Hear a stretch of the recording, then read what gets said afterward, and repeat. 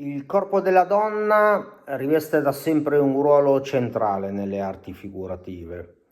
e più ci allontaniamo dal tempo presente, più questo primato, questo scarto rispetto ad esempio all'immagine maschile diventa evidente, per non dire spropositato. Tanto da farci porre delle domande del tutto naturali, non solo sotto l'aspetto storico o antropologico, ossia sul ruolo che ha potuto avere la figura della donna all'interno delle civiltà del passato, ma sugli stessi significati che siamo soliti attribuire all'iconografia tradizionale, i quali si sono radicati in noi sulla base di interpretazioni spesso molto recenti, molto lontane dal modo di sentire arcaico, interpretazioni di tipo religioso, ideologico o più spesso psicologistico. Già a partire dal Paleolitico superiore, ossia intorno a 40.000 anni fa, la rappresentazione della donna si è imposta in molte aree della cosiddetta vecchia Europa attraverso un modello estetico proprio, in cui il corpo femminile non è mai una semplice riproduzione del reale, sebbene del reale si nutra in modo profondo, bensì qualcosa che va oltre, di materiale e spirituale al tempo stesso, potremmo dire già religioso. Le figure si presentano talvolta stilizzate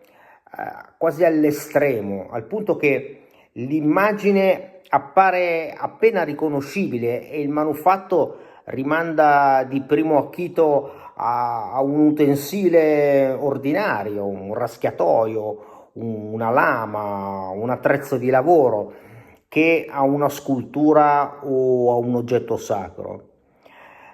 A dire il vero non possiamo nemmeno parlare di oggetti sacri, perché non sappiamo quale fosse la funzione di questi manufatti, se si trattasse di idoli, di oggetti propiziatori, di oggetti di culto o di altro ancora. Altre volte le figure sembrano invece rispondere a criteri più realistici, più vicini a noi, per così dire, legati però a un modello anatomico volto sempre ad esaltare alcuni aspetti particolari della femminilità, come quello procreativo, che non va inteso però nel senso del mero concetto di maternità o di fertilità, aspetti questi certamente presenti e importanti e che tuttavia è bene non considerare gli unici e forse nemmeno i più rilevanti, ma di un significato più ampio, potremmo dire già mistico, in cui il corpo femminile si rivela come la materia stessa da cui il mondo è stato tratto. Tutto il mondo, esseri umani, animali, piante, e presso il quale ogni cosa sprofonderà di nuovo, per poi rinascere ancora, in un eterno movimento ciclico. Le cosiddette Veneri preistoriche